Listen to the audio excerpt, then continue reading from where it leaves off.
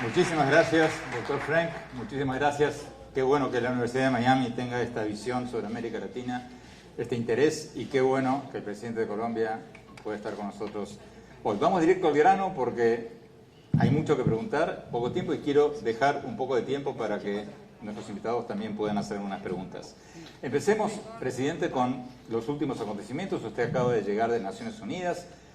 Presentó un dossier, un informe de 128 páginas donde usted muestra lo que usted dice son pruebas, evidencias concretas de que Nicolás Maduro está dándole, sus palabras, protección y apoyo a las guerrillas colombianas de la FARC y el ELN.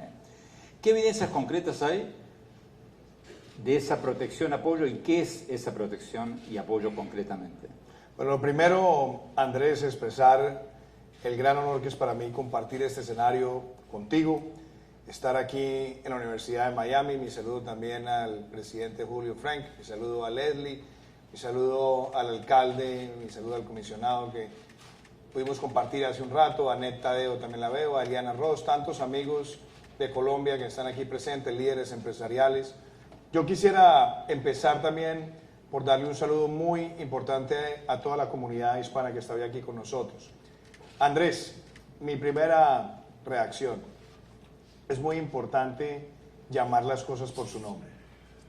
Y lo que ha vivido y está viviendo Venezuela es una brutal dictadura oprobiosa que ha acabado por completo con las libertades, con los poderes independientes, con la iniciativa privada. En Naciones Unidas dije que la tragedia humanitaria desatada por esta dictadura es comparable con las atrocidades de Slobodan Milosevic en la antigua Yugoslavia. Y dije también que por mucho tiempo en territorio venezolano se ha dado auspicio y protección a grupos criminales y terroristas colombianos. Les han dado santuario, les han dado armamento, les han dado la capacidad de organizarse logísticamente. Esto es una realidad que Colombia ha venido planteando desde hace muchos años en distintos informes de inteligencia en organismos internacionales.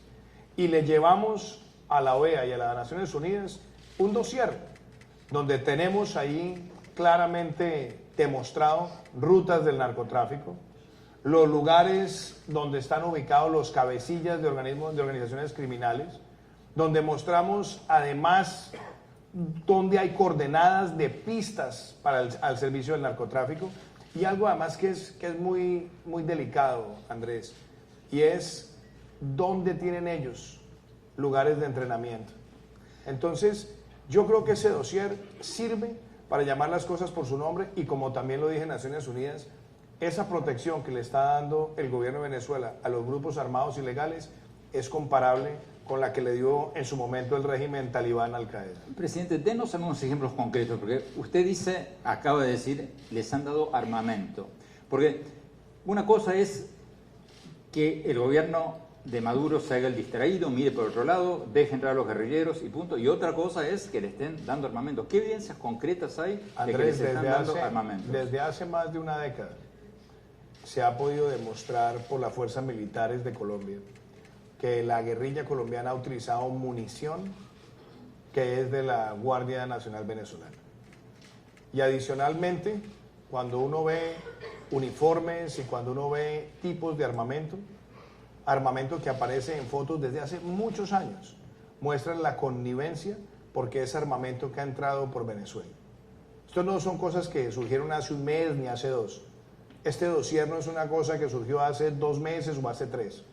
Es un cúmulo de evidencias que han sido presentadas de manera organizada y que además muestra la presencia tanto de cabecillas del ELN en territorio venezolano como la presencia también de disidencias de las FARC. ¿Cómo se puede establecer que la guerrilla colombiana no esté comprando esas armas a oficiales que con tal de hacerse unos pesos... Pues, Andrés, es que yo creo que las dos cosas van de la mano. Es que no es solamente el auspicio. Es que ahí no se trata de dos cuerpos independientes. Tanto las disidencias de las FARC como el ELN tienen una relación directa y cercana con el régimen de Nicolás Maduro. Y hay denuncias también en territorio venezolano de ciudadanos venezolanos que muestran cómo esa dictadura quiere que esos grupos armados terminen prestándole servicios en las cadenas criminales. No nos olvidemos que en ese régimen también está el cartel de los soles. Es un cartel vinculado al narcotráfico y las rutas todas son para generar un encadenamiento que le genere ingresos a toda esa cadena criminal. Entonces no es que se trata de un cuerpo criminal separado de la dictadura, no, la dictadura es una dictadura narcocriminal, como se lo dije yo a la Asamblea de Naciones Unidas. Presidente, cuando salió el video en que este grupo disidente de la FARC decía que iba a retomar las armas, su gobierno dijo que ese video había sido filmado en Venezuela. ¿Qué evidencias hay concretas? Y en ese momento le pregunté al canciller, que tenemos aquí, bienvenido canciller, y me dijo que lo iban a mostrar las pruebas en las Naciones Unidas. ¿Qué evidencias concretas hay de que ese video La fue información hecho en que Venezuela? nosotros tenemos de inteligencia, esa información en efecto mostraba no solamente el lugar o los lugares posibles donde se había filmado, sino a través de los canales en los cuales había sido colgado y distribuido a través de las redes. Y claramente ese video, la información que tenemos es que fue filmado en Venezuela. Es Pero más, esa información... es más, porque en eso tenemos que ser también precisos, Andrés. La discusión de fondo es que Santrich, Romaña, Márquez, El Paisa, John 40, Gran Nobles, la India, todos han estado en territorio venezolano protegidos. Y en el dossier está claramente la ubicación de todos esos cabecillas y en qué estados de Venezuela están ubicados. Y lo puedo decir con la siguiente claridad y tranquilidad. Donde alguno de esos criminales esté en territorio colombiano, inmediatamente serán enfrentados. Y ellos saben que en Colombia no tienen santuario. Y estamos persiguiéndolos. Es más, quiero ser además muy preciso. En un año de gobierno, hemos podido dar de baja a Guacho, el asesino de los 3 periodistas ecuatorianos, a David, a Rodrigo Cadete, a un criminal que se llamaba Jason Orejas, a Alonso, a Chucho Mercancía, todos criminales que estaban asesinando líderes sociales, intimidando a la población. Hoy, esta mañana, dimos de baja en una operación al jefe de los Pelusos, que también era una estructura de narcotráfico en la frontera con Venezuela, en el Catatumbo colombiano. Entonces yo puedo decir con plena seguridad, cualquiera de esos criminales llega a pisar territorio colombiano y los vamos a enfrentar con toda la contundencia. La razón por la cual no se han adelantado esas operaciones es porque ellos han tenido protección, resguardo y santuario en Venezuela. Volviendo al dossier, presidente, ayer salió en la prensa colombiana un artículo diciendo que una de las fotos contenidas en ese dossier de 128 páginas, contrariamente a lo que su gobierno decía, no había sido tomada en Venezuela, sino en Colombia. Su respuesta. No, primero hay varias cosas que es bueno precisar. Esa foto está en una página del dossier que yo circulé a través de las redes sociales. Esa página, si uno la mira con detenimiento, hace una precisión y dice que las fotos de esa página tienen distintas fuentes. Una de las fuentes es una fundación que durante años ha denunciado en Venezuela la presencia de grupos armados ilegales colombianos. En un reporte de la fundación de abril del 2018, la fundación ubica la foto. ¿Por qué la foto está ahí? Porque es una foto de contexto. Y el dossier tiene tanto fotografías de contexto como fotografías propias de la inteligencia colombiana ya relacionadas sobre las actividades operacionales de esos grupos. Surgió una controversia, porque un medio de comunicación en Colombia dijo que esa foto la había recibido en el año 2015. La fundación, que publicó su reporte en abril del 2018 y de la cual se deriva la foto que está de contexto en el reporte, se pronunció y dijo que esa foto era una foto que venía del año 2013 de denuncias que se habían hecho de presencia del ELN en distintas escuelas de estados de Venezuela. Entonces, en Venezuela. En Venezuela. O sea que la foto, usted dice, fue hecha en Venezuela. Lo dice la fundación de la cual se deriva la fotografía que fue incluida contextualmente en el reporte. Pero entonces, mi reacción a eso, ¿cuál es? Primero, eso yo creo que ha sido aclarado por la fundación y por supuesto es importante que se que se esclarezca. Pero más allá de la foto, que me parece que es anecdótica dentro del dossier, lo que realmente el dossier está mostrando con información es la ubicación de los cabecillas en Venezuela, la ubicación de las pistas del narcotráfico, las rutas del narcotráfico, denuncias de ciudadanos venezolanos y adicionalmente las reuniones clandestinas que han tenido miembros de esas organizaciones criminales para planear actos delictivos hacia Colombia desde territorio venezolano. Y yo diría además, como complemento a lo que está tanto en el dossier como a lo que hemos venido denunciando públicamente, Andrés, esos grupos están reclutando niños y menores en la frontera. Y óyeme esto, entre enero y el mes de septiembre, 158 menores de edad han sido capturados en operaciones militares que fueron reclutados por esos grupos y los hemos puesto a disposición del Instituto Colombiano de Bienestar Familiar para que salgan hacia una vida de legalidad. Pero hemos alertado que esas prácticas no solamente son violatorias del derecho internacional, sino que muestran la sevicia y la ignominia de esas organizaciones criminales. Presidente, usted en su discurso en las Naciones Unidas dijo, y después repitió en un tuit, de que Colombia exige aplicar la resolución 1373 del Consejo de Seguridad de las Naciones Unidas. ¿Qué dice eso? La resolución 1373 tiene un gran valor. Hay que recordar en qué contexto surgió. En el año 2001, después de los ataques del 11 de septiembre, y después de corroborarse que en territorio de Afganistán, con el auspicio del régimen talibán, Al-Qaeda estaba armándose y planeando estos actos terroristas, las Naciones Unidas sacó una resolución que es la 1373, donde dice tajantemente, unánimemente, el Consejo de Seguridad, que es una conducta contraria al espíritu de la Carta de Naciones Unidas, proteger, auspiciar, tolerar organizaciones terroristas en el territorio para atentar contra otros estados. Entonces, cuando nosotros presentamos nuestra denuncia, la hemos presentado ya a dos niveles.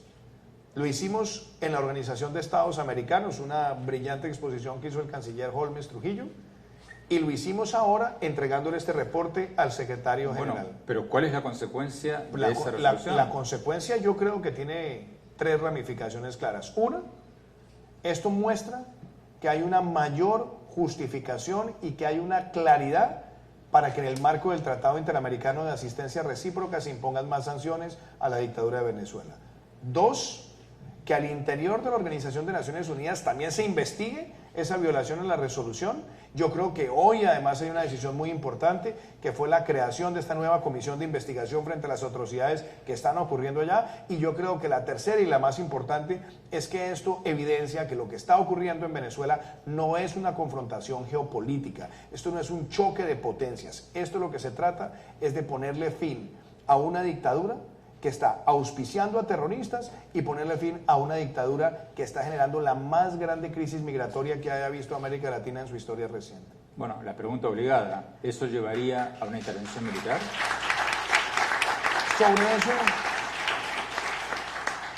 Sobre eso se han hecho muchas especulaciones, Andrés. Y yo he sido muy claro. El espíritu que hay detrás de la lucha contra la dictadura no es un espíritu belicista. Es más, el dictador siempre quiere vender la idea de la invasión para él cambiar el foco de la discusión, victimizarse y por esa vía legitimar su posición. Pero yo creo que se ha demostrado en el último año que América Latina es distinta. Se ha logrado instaurar la más importante coalición de países que se haya visto en contra de un régimen que hoy tiene más de 50 estados reconociendo a Juan Guaidó y a la Asamblea, y con este elemento bien, han venido las sanciones, ha venido el cerco diplomático, y si tú me preguntas, Andrés, yo creo que el gran objetivo a lograr se describe en una secuencia de tres elementos: el fin de la dictadura, el fin de la usurpación, la conformación de un gobierno de transición de amplia participación y la convocatoria de elecciones libres. todos los países que estuvimos en Naciones Unidas hablando sobre Venezuela, coincidimos en que vamos a arreciar el cerco diplomático y las sanciones hasta lograr esos 3 objetivos. 2 preguntas rápidas sobre este tema para poder pasar a otros, presidente. Colombia, usted decía recién, exige, va a capturar a cualquiera de estos guerrilleros, jefes guerrilleros que vuelvan de Venezuela. ¿Qué pasa con los guerrilleros que están en Cuba? Porque su gobierno ha pedido a Cuba que devuelvan a los líderes guerrilleros del ELN que están en Cuba. Cuba no lo hizo. ¿Qué va a hacer Colombia al respecto? A ver, llamemos también las cosas por su nombre en este caso. Cuando yo llegué a la presidencia, le dije a los colombianos que iba a hacer una evaluación de lo que fueron los 17 meses de conversaciones entre el gobierno anterior y el ELN. ¿Qué encontramos? Más de 400 actos terroristas cometidos en esos 17 meses. Más de 100 asesinatos cometidos en esos 17 meses. Y más de 10 secuestros cometidos en esos 17 meses. Eso no es voluntad de paz.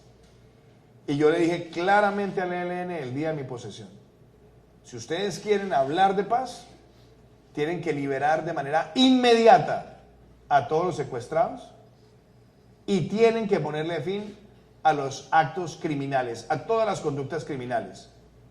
Porque si un gobierno acepta negociar o dialogar con un grupo que sigue cometiendo actos criminales, lo único que hay ahí es la legitimación de la violencia como un mecanismo de presionar a un país, y mientras yo sea presidente de Colombia eso no va a ocurrir, porque yo creo en el imperio de la ley, porque yo creo además que frente a este tipo de conductas la única forma es construir paz con legalidad, paz sin impunidad.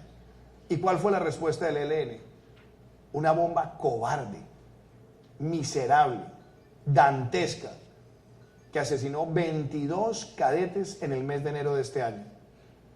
Y los cabecillas de esa organización estaban en Cuba, no solamente reivindicaron el acto terrorista públicamente, sino que adicionalmente conocían del acto terrorista.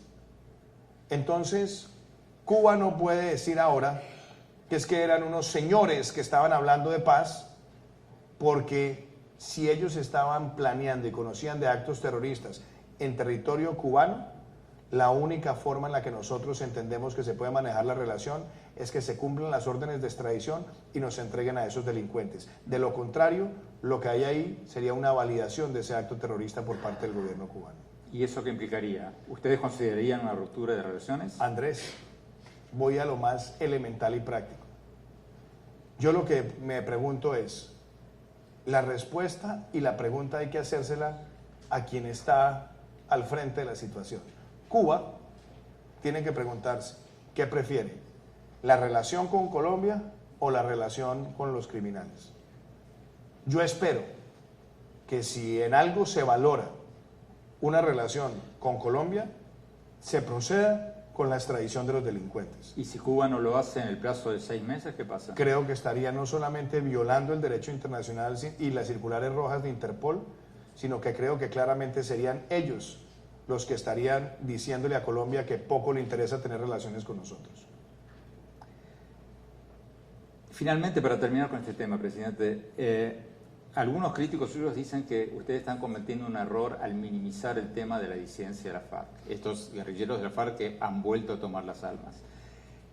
Porque cuando empezó Marulanda, hace 50 años, eran 200 personas, 150.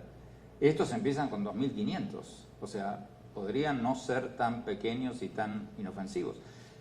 ¿No están cometiendo un error ustedes al minimizar la importancia? No, porque primero nadie ha minimizado. Yo primero tengo por definición, yo no minimizo ninguna amenaza.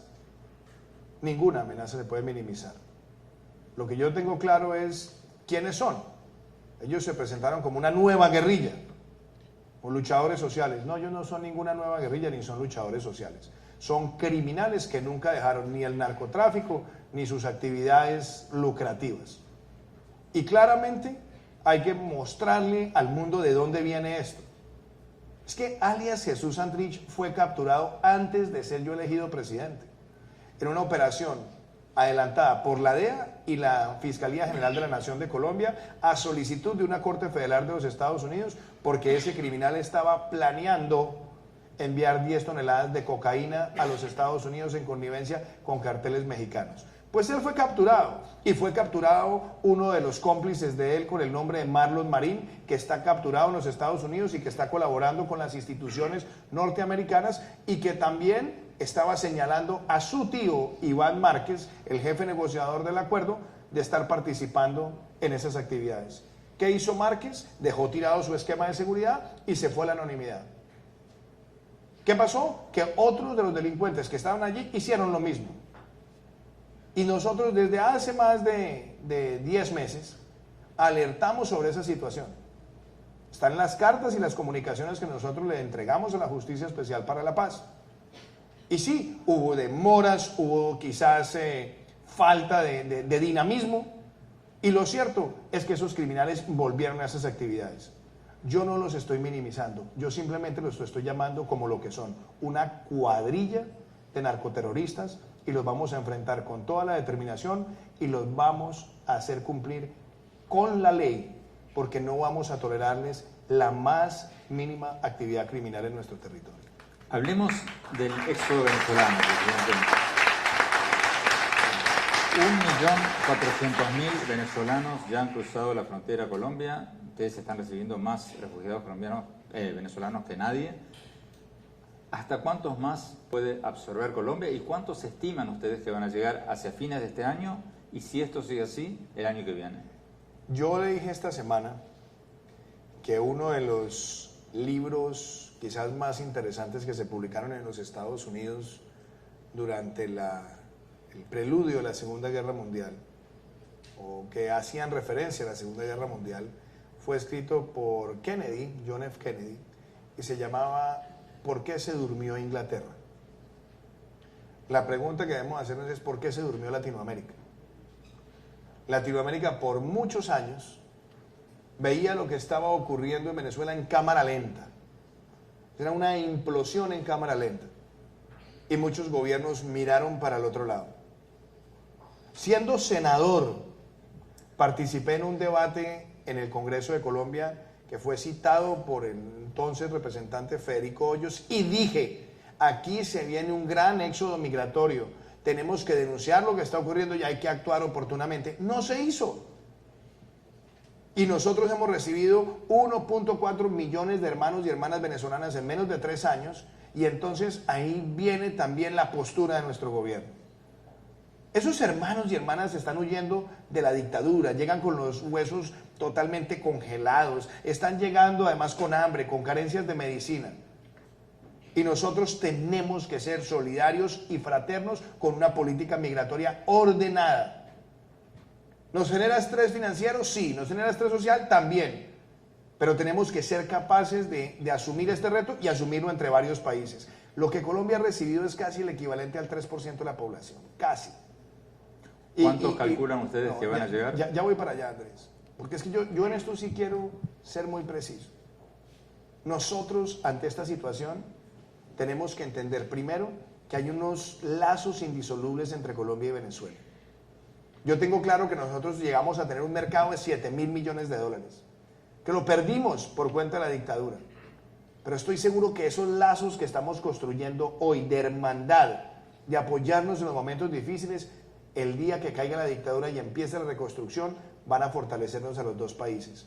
Y también quiero decir, vivimos en un mundo donde frente a los fenómenos migratorios se ve xenofobia, y yo creo que este es el momento donde también nosotros, a pesar de no ser un país rico en términos de ingreso per cápita, podemos mostrar que somos un país digno, que sabe tratar a los hermanos en los momentos de afugias con la solidaridad necesaria. Y voy a decir una cosa adicional. A esas voces que a veces se escuchan tenues de xenofobia frente al fenómeno, dicen hay que cerrar las fronteras. La respuesta es, aquí no se puede ser torpes, porque si las fronteras se cierran, la angustia, el dolor, el hambre va a llevar a que las personas crucen por una frontera tan grande y porosa. Yo prefiero mantener el control migratorio y te voy a dar un ejemplo. Colombia era un país libre de sarampión. El año pasado tuvimos 500 casos de niños que cruzaron desde Venezuela porque no tenían vacunas, porque no se vacunaban hace años en Venezuela por parte de la dictadura, y nosotros logramos atender, sacar adelante a esa población de la enfermedad, y nos ganamos un reconocimiento ahora en las Naciones Unidas. Mantuvimos nuestro estatus. Mi mensaje es, solamente con una política ordenada como la que tenemos, se puede enfrentar este fenómeno. ¿Cuánto va a durar? Es que esto no es una pregunta... No, ¿cuánto va a durar? ¿Cuántos refugiados creen ustedes que, según las proyecciones actuales, van a llegar? Allá es donde está el mensaje más grande. Aquí no sé, esto no puede durar indefinidamente. Pero no por los migrantes, es por la tragedia regional. Entonces, por eso nosotros hemos tenido el afecto con el pueblo venezolano, de acoger, de ayudar, de buscar la coordinación internacional, que por cierto hace falta mucha más ayuda internacional, pero por el otro lado, Andrés, esto solamente va a parar el día que caiga la dictadura. Y por eso nosotros seguimos en este cerco diplomático, en esta gran coalición, para que muy pronto termine la dictadura de Nicolás Maduro. Dos preguntas rápidas antes de pasar a otro tema, presidente. Vuelvo a la anterior. Según las proyecciones actuales, si esto sigue, ¿a cuántos van a llegar esos 1.4? Lo primero es que el esfuerzo tiene que ser regional. Y en esto voy a aprovechar para hacer este llamado. Yo entiendo y yo respeto las presiones que sufren otros estados, pero aquí nos toca a todos reaccionar. Y eso quiere decir que no podemos tener políticas migratorias que no tengan coordinación. Presidente, ¿cómo explica usted que su país, un país de ingresos medios, reciba a 1.4 millones de refugiados venezolanos, y este país, Estados Unidos, el presidente Trump, hoy, primera plana del Miami Herald, reduce el número de refugiados mundiales de 110.000 hace 4 años a 18.000? Usted, cuando habló con el presidente Trump, ¿alguna vez le dijo, oiga, presidente, denos una mano, reciban más gente? Andrés, ¿le dijo algo así? Yo le voy a decir una cosa que me la enseñó un campesino y un agricultor del departamento nuestro de Antioquia. Y él decía, para vender sus productos, usted no necesita descalificarlos de otros. Yo no voy a hacer evaluaciones sobre la política migratoria de ningún país. Yo lo que le puedo hablar es con orgullo de la que nosotros estamos aplicando.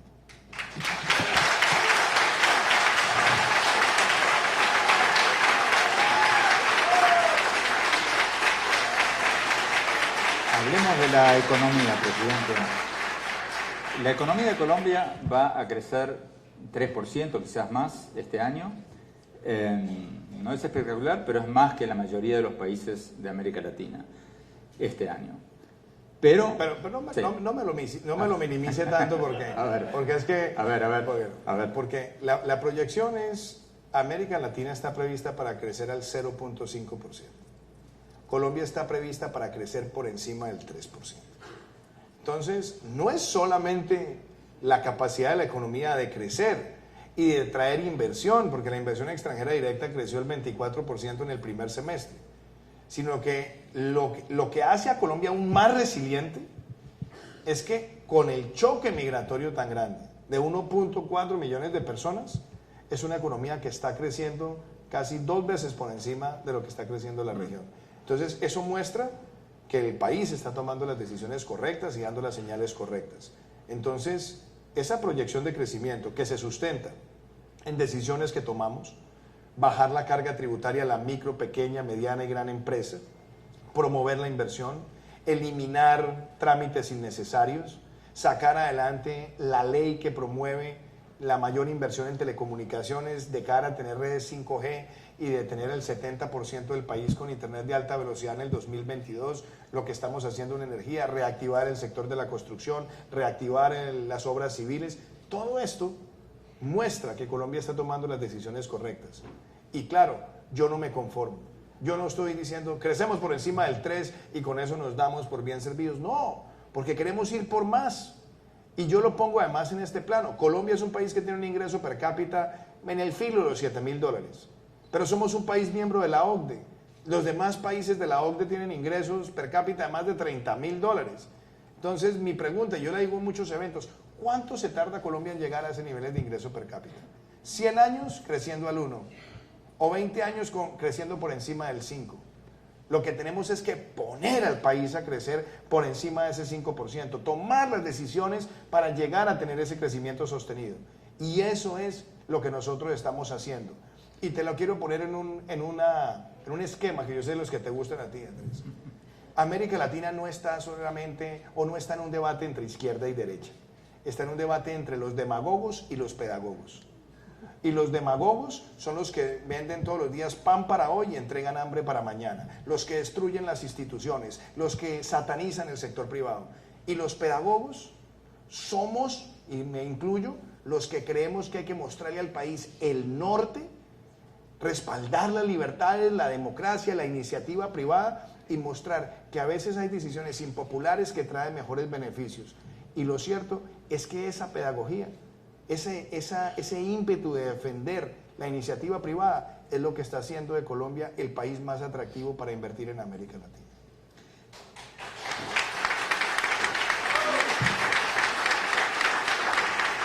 Presidente,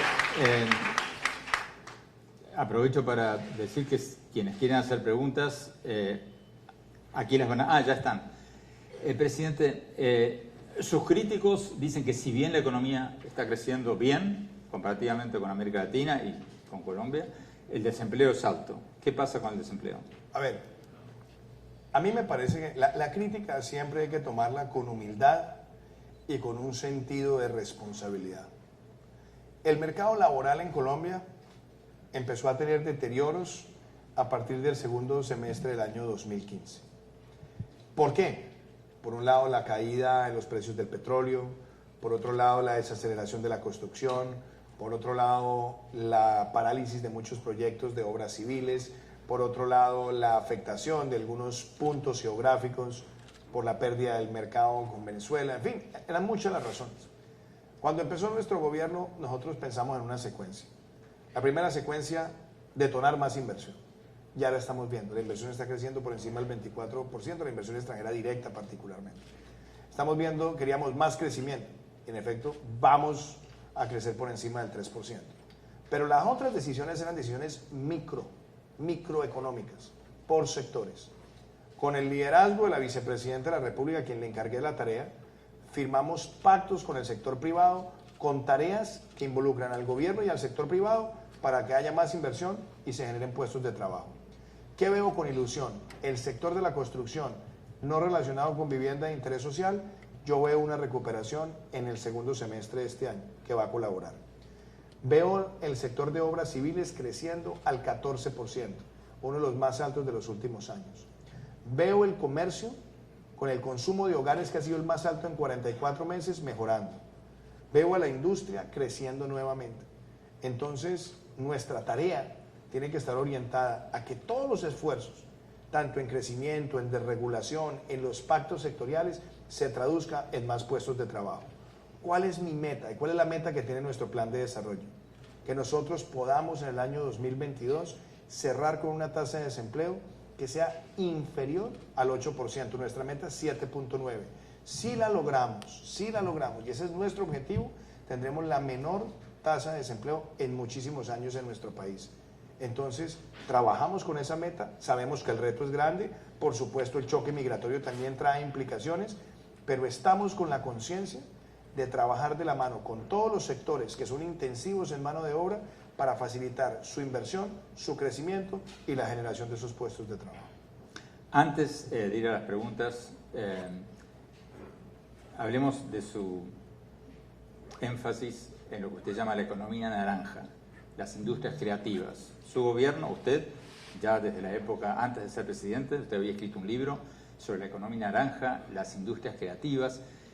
¿Qué le dice usted a los escépticos que dicen que un país con los problemas de Colombia, con el atraso educativo que viene de décadas, con el atraso tecnológico que viene de décadas, que es un poco iluso pensar en lo que usted llama un Silicon Valley de las industrias creativas? Pues, ¿qué le dice usted a yo le digo a los escépticos que hay una frase de un famoso político norteamericano que dice: uno en política tiene derecho a sus propias opiniones, pero no a sus propios hechos.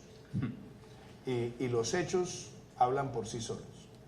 Entonces, en un país como Colombia, la economía naranja, que esencialmente tiene 4 componentes: el componente ancestral y patrimonial, festivales, carnavales, gastronomía, museos, centros arqueológicos, que tiene las artes escénicas y las artes visuales, que tiene los medios, radio, televisión, cine, animados, digitales, que tiene las creaciones funcionales como arquitectura, publicidad, diseño, joyería, todos esos sectores.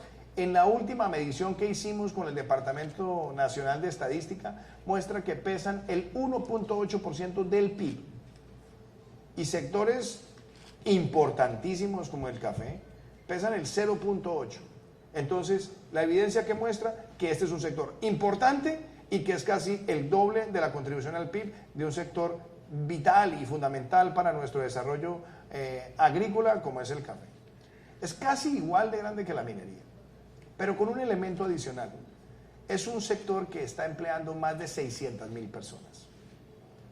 Inclusive se puede hablar de más de 600.000 personas. Entonces, esa es otra realidad. ¿Cómo compara eso con otras industrias tradicionales? Pues primero hablemos del sector, por ejemplo, como la minería, que puede estar hablando de 200.000 empleos. Podemos estar hablando que tiene casi el mismo número de familias cafeteras, las tiene la economía naranja en el número de empleos. Entonces, estamos hablando de un sector que tiene peso. Ahora, ¿qué está pasando en Colombia? Colombia hoy tiene el primer centro para la cuarta revolución industrial en un país hispanoparlante. Lo hicimos en nuestro gobierno con el Foro Económico Mundial. Tiene la sede en Medellín. Está dedicado a Internet de las Cosas, inteligencia artificial y blockchain. El fondo más grande del mundo hoy en tecnología, SoftBank, lanza su primer fondo para América Latina de $5.000 millones. Va a Colombia y logra colocar los primeros $1.000 millones en una sola empresa. La inversión más grande en la historia del venture capital de América Latina. Fuera de eso, están identificando... La de entrega de comidas.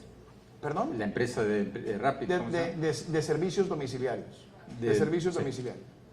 Y están identificando 4 o 5 plataformas más. Hemos puesto en marcha un ecosistema de emprendimiento. Un ecosistema donde están los fondos, las aceleradoras, las universidades, los mentores, los comercializadores. Y algo que a mí me parece muy diciente: hemos tomado las medidas regulatorias fundamentales para que Colombia lidere esta transformación de emprendimiento. 0 impuesto de renta durante los primeros 7 años para los startups en tecnología y en industrias creativas, con un mínimo de inversión y un mínimo de empleos. Y el impacto... ¿Cuál es el mínimo de inversión? Y el impacto. Estamos llegando por $1 millón, o sea, podemos llegar hasta $1 millón. Pero el número de empleos puede estar en 2, en 3, en 4, dependiendo del sector, dependiendo de la inversión. Hemos dejado esa flexibilidad. Y la ventaja, Andrés, la ventaja es que en el primer semestre de este año, Confecámaras, la Confederación de Cámaras de Comercio, certificó que el 40% de las nuevas empresas que se han sacado adelante en Colombia corresponden al sector de tecnología y de economía naranja. Entonces, estamos dando las señales correctas. Y cierro con esto. Lanzamos el primer bono naranja en el mundo, $150 millones que ya fueron asignados en financiamiento a 3.200 empresas en el país. Y esto ocurre porque, como te lo he dicho tantas veces, en el mundo se puede hablar de inteligencia artificial y está ocurriendo. Colombia está participando, pero no hay creatividad artificial y Colombia es un país de inmensa creatividad y las decisiones regulatorias que estamos tomando son las que nos está convirtiendo a nosotros en el país líder para la promoción de este sector. Y cierro con un caso: el cine y las series. Nosotros teníamos el mejor drawback de impuestos para el cine 2003-2013. Lo extendimos a toda la cadena audiovisual y hoy estamos multiplicando por 3 o por 4 la realización de series para plataformas OTT en el mundo. Colombia se la está jugando por la economía del conocimiento. Vamos a algunas preguntas, presidente. ¿Cuáles son los incentivos para inversionistas americanos en el sector de manufactura y energía solar? Bueno, varias. Esa sí que me gusta esa pregunta porque... ¿Quiere decir que a nosotros nos gustaron? No. Ahí sí, como dicen, me traicionó el subconsciente. No, estoy molestando. Pero energías, Andrés. Nosotros decidimos que este gobierno iba a hacer la gran revolución de las energías renovables no convencionales. Colombia tiene la sexta matriz energética más limpia del mundo, pero el 72% era hidro. Y nosotros queríamos hacer una transformación en solar y eólica. Teníamos 50 megas instaladas cuando empezó el gobierno, las hemos triplicado en un año, vamos por 1.500. Y entre los incentivos que hay, las empresas que invierten en energías renovables no convencionales y las empresas que invierten en eficiencia energética pueden descontar del impuesto de renta el 50% de las inversiones que se hacen en ese frente. Y eso es muy competitivo. Pero en adición, tenemos un régimen de mega inversiones para las empresas que quieren venir a producir paneles solares en Colombia, donde inversiones de tamaño superior a los 250 millones de dólares para instalar esa base industrial tienen una tarifa de renta con seguridad jurídica hacia el futuro del orden del 20%, una de las más bajas de América Latina. Otra pregunta del próximo invitado, presidente. El sector transporte contribuye al 29% de los gases invernaderos. ¿Qué normas y leyes su gobierno está implementando para evitar este problema? Supongo el de los gases. Lanzamos la Ley de Movilidad Eléctrica, de la cual fui coautor como senador con el hoy embajador en Canadá, Federico Hoyos. Esa ley nos va a permitir a nosotros una sustitución del parque automotor. Nuestra meta es llegar a 600.000 vehículos eléctricos para el año 2030, pero yo creo que podemos superar con creces esa meta teniendo en cuenta, 1, el descuento que hay en el arancel, 2, 5% de IVA frente a 19%, 3, el descuento en la revisión técnico-mecánica, 4, el descuento en el servicio obligatorio de accidentes de tránsito SOAT, y 5, que en donde hay restricción vehicular, o como decimos los colombianos, pico y placa, esos carros están exentos del pico y placa. Y cuando se trata de flota de transporte público, es 0 arancel y 0 IVA. Y vamos a tener la mayor sustitución del parque automotor de servicios públicos en los próximos 3 años. Entonces, la revolución del transporte y la movilidad limpia también está en curso en Colombia. Y algo que también es motivo de orgullo. Como estamos haciendo la transición, no podemos hacer la transición y olvidarnos del combustible. En cuanto a combustible, hemos llegado al menor número de material particulado en nuestros combustibles en la historia de nuestro país. Y eso también está produciendo un impacto en la calidad del aire. Entonces, esas dos cosas también muestran nuestro compromiso, no solamente por la movilidad limpia, sino también para mitigar y asumir nuestra responsabilidad y nuestra causa para prevenir los efectos del cambio climático. Me cuesta leer esta letra. Es una pregunta sobre la lucha contra las drogas, presidente. Dice que se ha peleado durante muchas décadas, la ilegalidad absoluta ha creado oportunidades de lucro para alimentar la corrupción, los grupos violentos, etcétera, etcétera. A nivel internacional parece que ¿cómo es posible erradicar, supongo que el narcotráfico? O sea, ¿qué avances han hecho? Recuerdo que el gobierno de Estados Unidos se quejó de un aumento de los cultivos de coca recientemente, después lo bajaron, ¿verdad? No, es que a ver, el primero que se quejó fui yo. Yo llevaba quejándome varios años. Es que a algunos les parece que Colombia se fundó hace un año, y a muchos de los que incubaron los males les parece que Colombia se fundó a partir del gobierno mío, cosa que se los agradezco, pero siempre es bueno mirar hacia atrás. ¿Y por qué lo digo, Andrés? Porque Colombia logró entre el año 2000 y el año 2012 la mayor reducción histórica de cultivos ilícitos. El país pasó de 180.000 a menos de 60.000 hectáreas. Y entre 2013, 14, 15, pero sobre todo desde el 15 hasta el 18, pasamos de menos de 60.000 hectáreas a 209.000 hectáreas, que fue lo que nosotros recibimos cuando empezó nuestro gobierno. Y eso era un crecimiento exponencial absurdo, que lo denunciamos, entre otras cosas, porque se redujeron los grupos manuales de erradicación. Colombia llegó a tener más de 100 en el 2010, recibimos 23. Se dejó de considerar la aspersión de precisión cuando se requiere. Y entonces, ¿qué hizo nuestro gobierno? Llegar y denunciar, pero además actuar. Y en lo que hemos hecho, ahí hay una combinación de herramientas. Por eso nosotros no hablamos de, como dicen los americanos, de la bala de plata. No, es una visión integral, que es la política Ruta Futuro, que involucra ¿qué? Erradicación manual, subimos a más de 100 grupos de erradicación.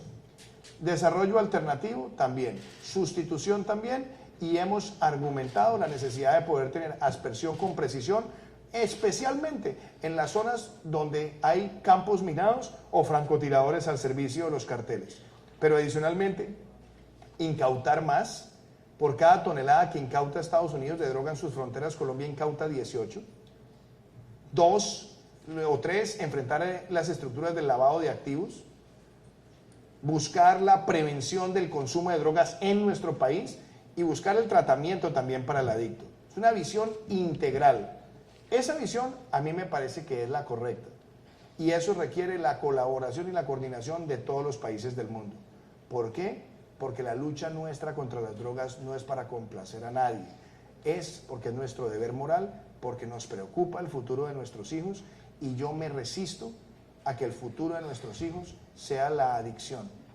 Yo quiero una sociedad capaz de ser libre de drogas y de enfrentar ese fenómeno con una visión integral, pensando en el futuro de nuestro país. Presidente, tenemos tiempo para una más, referida al Grupo de Lima. Preguntan, ¿qué papel puede jugar el Grupo de Lima en la resolución de la situación venezolana? Hay muchas personas que a mí me han expresado quizás angustia, ¿no? ¿Cuándo va a caer la dictadura? Y hay muchas personas que me decían, ¿pero qué se ha logrado? Y yo creo que la mejor descripción es, vamos un año atrás. Hace un año llegó a la Asamblea de Naciones Unidas el dictador Nicolás Maduro a pontificar de su poder. Un año después, no fue Nicolás Maduro. Un año después, más de 50 países han reconocido a Juan Guaidó y a la Asamblea Nacional. Un año después, hay sanciones individuales drásticas al círculo cercano del dictador. Un año después está activado el Tratado Interamericano de Asistencia Recíproca. Un año después hay claridad de seguir acorralando la dictadura. Un año después se está hablando del plan de reactivación y recuperación de Venezuela una vez caiga la dictadura. A mí todo eso me parece que son logros muy importantes. ¿Qué se requiere? Perseverar. Porque muchas personas son escépticas y dicen, bueno, pero ¿cuándo es que esto es como si fuera una contrarreloj? Yo lo que digo es, no podemos perder la perseverancia ni la intensidad. Y de tanto perseverar con la intensidad con la que vamos, estoy seguro que Venezuela va a alcanzar su libertad, va a reconstruir sus instituciones y va a brillar un nuevo futuro para ese país. Presidente Duque, muchísimas gracias. Muchísimas gracias, Andrés.